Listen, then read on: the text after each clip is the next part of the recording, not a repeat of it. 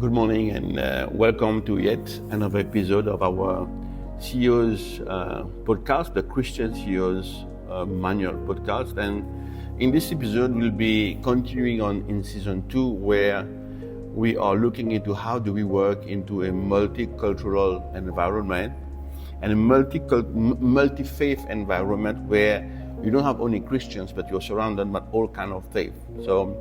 And that is important because it's a secular job, you're a professional, you will have people of all faith. And how, as a Christian CEO who want to want to live out your faith, how do you manage to be inside of your company? And today we're talking about creating a spirit of unity. What does that mean? So how do we create a workplace where we are united, which means everybody is agreeable to everyone. There is a good sense of belonging. Everybody works for the other. We're doing things together.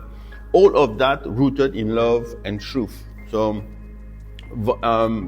Psalm 133 verse 1 says, how good and pleasant it is when brothers dwell in unity. Of course, if we are united, it means we are all on the same ideas. We all agree on most of the things. There's no division, there's no competition, there's no segregation, there's no animosity. We are all happy, we are all loving. Of course, there's the issues of life every day, but that is not enough to keep us separated or to have like friction among others. No, we come to work, we're so happy to come to work because the people we're meeting are like family, we're bonded. I'm going to fight for that person so we can get the goals done. So how do we create that environment? So one thing there are some points to consider is unity cannot be forced. I cannot come and say, oh, all of you be united, or you have to do it all. No, we can't do that. It has to be cultivated. And how do we cultivate that? As the CEO, as a leader, or as an employer you're leading, you show what unity is, what unity means. The unity is in the action. The way you care for others, the way you invest your time in others, the way you show that they care and you onboard them, you include them, you become inclusive of everything you do in the work environment. This is how you cultivate unity. So you do it, and then somebody else will be doing it, and then it becomes like contagious, and everybody adapts this way of work, which is the way we live. So it's well known that we say that love builds bridges. And that's exactly that it is. Loving your neighbor as yourself, loving your colleagues, loving your supervisor, loving your manager, you loving your employees, loving everyone in the office. And when we say love, it's we care for them. We want good to happen to them. And you also say, how can I contribute? How can I be good enough so that their day is great and they enjoy what they do at work? We have a lot of challenges, but that is the idea. So truth protects the team. So if there is no lying, no scheming, none of this, you hide things, you share things with some part, and then with some you don't. I'm talking about things that can be easily be shared. I'm not talking about confidential information, confidential conversation, and so on. No. So what we are mainly saying is that when you are sharing information with a team, or one individual, and this is not confidential matter, and it concerns the team, it concerns the company, it's not concern direction that you're taking, well, then you can share it to everyone. And if there's something to be said, it's better that you say it and that you don't try to hide, or you try to patch it in a way. So that's not good. So, and this is a culture that you have to develop also among employees. Most of the division and the issues arise among employees. So you have to make sure that the workplace that you're creating, the unity that you're creating, you have to ensure that you teach that to the employees. It's very difficult because they all come from different backgrounds. They all come from different faith. They all come from different understanding and belief system, which makes it complex. But it's not impossible. So it should be. It is possible. So, and it's your role as the CEO to be guardian of that unity, and it is your role as a CEO to cultivate, to show, and to teach them how to do that. The way you will deal with each and every one of them is contagious. And like the word says, if you are loved and you can feel that you are loved, what you will give back is love. And you will have the tendency to treat other people similar. So don't be like that servant who was forgiven by his master and then would not forgive the one who owed him. So this is what we are teaching, and that's what you have to teach. If as a CEO, I have been merciful to you, I've been graceful to you, I'm not being hard on you, and I'm willing to help you and assist you so you can better, teach your employee to do that for his colleague, because that's what we want to do. Because in the end, we will all benefit from it. So the work, the company will benefit from everybody working in unity and everybody doing everything together. So we should prevent gossip to grow in the company. We should stop gossip, and we should not be the one by whom gossip starts. So we should ensure that if we hear gossiping, if somebody comes to us with gossiping, we should quickly turn it down. Or you're gossiping, this is not how we do things here. If you have an issue, you go and fix it with that person that you have an issue. If you can't fix it, come in my office, sit both down, and let's fix that. Let's make sure that whatever is the source of his gossiping, whatever is the source of his division, whatever is creating this friction, let's make sure that we erase it from the company. And things that we should also look after is, the natural tendency is that we all group ourselves depending on several criteria. So religion and faith is one of them. If you have multicultural faith in your company, and you are many, so you will find the Muslim will be sitting together, the Christian will be sitting together, the Hindus will be sitting together, the non-believers will be sitting together, but you do have some that will mix. But when you see that happening, you should be very prompt to stop that, because that is a clique that is going to start, and then the division will come, the frustration will come, the gossiping will come, and the lack of understanding and your unity will break down. So that's why you have to be very careful about that, and you should promote mixing. So when you sit down and lunch, when you have lunchtime, we should all sit together. And you see a tendency, even in nationalities, if you have multinationalities in your company, like you have Nigerian, Mauritians, or Malagasy people, they will have the tendency to go sit among themselves, because that's cultural. But you have to be looking after, hey, you should not do that. You should not reserve yourself for yourself. No, you have to mix, because the company is mixed, and we all do the same job. We are all part of the same boat, and we have to look after that. So the goal is to build one corporate culture, despite the mix of cultures and religion that we might have. So it becomes the identity of the company. It's very difficult. I've been trying for so many times, for some time now. We do have that identity. Some people come and can fit right into it. Some people come and, unfortunately, very, very less people can't adopt it, but it has been successful, and this is what it's about, and that is what you create unity. The unity is not based on faith, the unity is not based on religious, the unity is not based on culture. The unity is then based on what you as a CEO build inside the company, which is a place for everyone, a voice for everyone, an understanding for everyone, your door being open for everyone, and everyone being here for everyone. So, as Christians, we know a lot about all these kinds of non-unity. So we have to pray, Lord, and say, Lord, please tell us, what is it that will break unity?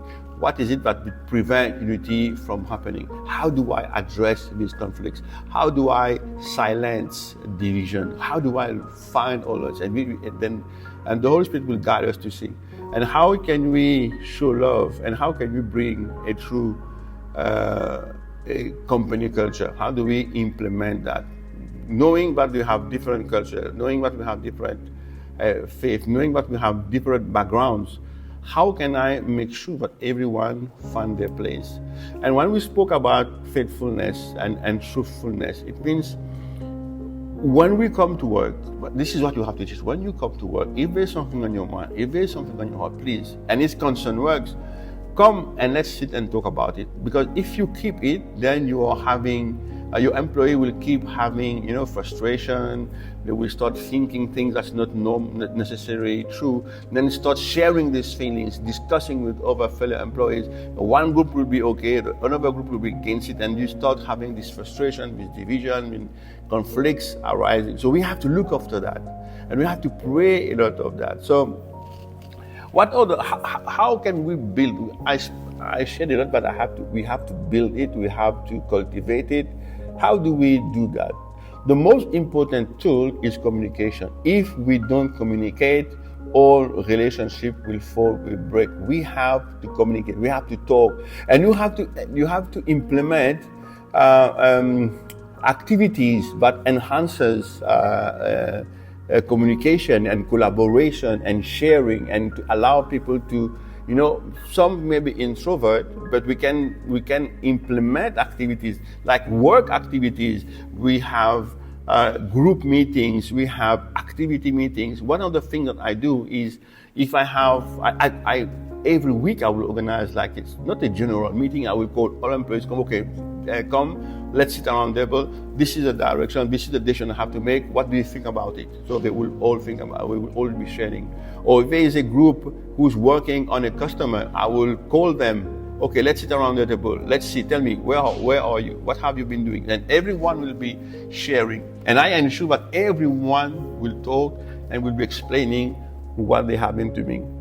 What am I doing? I'm building and enabling every one of them to have a voice, to be able to talk, to be able to speak, to be able to make their point heard. This is important. And while you are having this kind of activities where communication is there, then you teach respect. That person is talking, let's let him talk. He has his point, let's respect his point. We might not agree, but we have to respect his point of view, and we have to see, okay, this is your point of view. How do we go around if you have this point of view and does not fit of what we are doing? So that's how we build unity. It's an everyday work. So, and the important things as well is, if you have several people, let's find what are the shared values. What are these values? These things that everybody shares, everybody likes, and then we build on top on that, because these are shared values. We all agree on these values. We all like to do these things. We all agree on that. This is a conversation we want to have. This discussion we want to have. Healthy discussion. And then we make sure that during the day, during the work week, these activities, these conversations are held, because it will allow everybody to participate and to feel, this is a place where I can voice out. This is a place where I can give my input. Then they will be happy about it. So, and of course, love and truth can definitely turn around, transform a company. When you speak about truth, even when we go through economic crisis, it's good to sit down and explain. This is what I do as a leader. That's what I do. We go through difficult situation. At times, we have delays on payments, and we know that the year hasn't been great, and it's going to affect, going forward. So I will have everybody sitting down and we'll explain to them, okay, this is what is happening. This is what I plan to do. This is the decision I'm taking, and that's the direction we are taking. So I share that with them. I don't have to do that every week, but I have to at least keep this conversation. If I think I don't do it to all of the staffs, but I will do it to the head of departments, to the people who are leading over people. I will say, okay, please come sit down. Okay, this is the situation. This is what I'm thinking about doing. This is where I'm doing. What do you think? Okay, they agree. We give their points, and then I say, okay, you can share that around, because that's where the company is heading.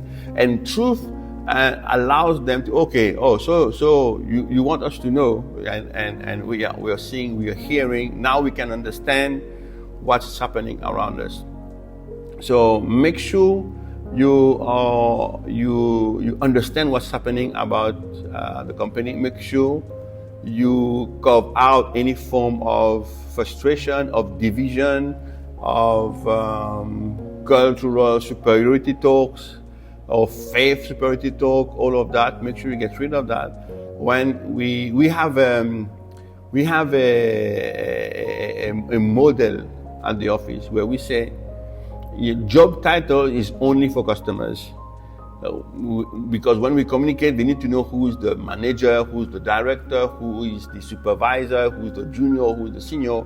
But when you work in office, in our office, everybody in the same level. Everybody is on level one. We are the same. It's just a job function. It's just a responsibility, but we are the same.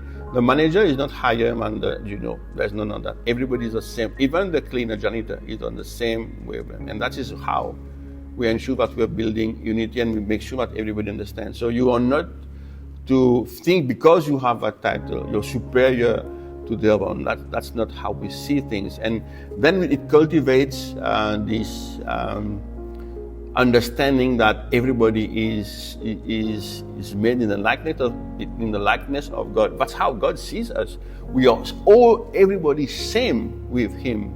He sees us same thing, and that's what I try to teach everyone. Your job title is just for outsiders to see, but inside you're just like everybody else. So you don't have any higher ranks or you are not superior, no, there's none of that. We are all servants, and we serve each other for the greater good of the company. So that's about cultivating a culture of unity, and to make sure that the team works together, to make sure that the team and the management work together. Sometimes there is a division between management and employees. No, we have to break this perimeter. The whole company is the context of everyone together. There's no separation. You are at the same level, and that's the greatest way to start cultivating unity. So that's it for this week. I wish you a great week. I hope this helps you. Like I said, I can't cover everything. I try to keep this session like less than 30 minutes. Import some ideas that you can develop on your side, and make sure that you implement it, and then you can come back and share with us how it went, and the negative of it, if it was negative, and the positive of it. Till then, God bless you. Have a great day.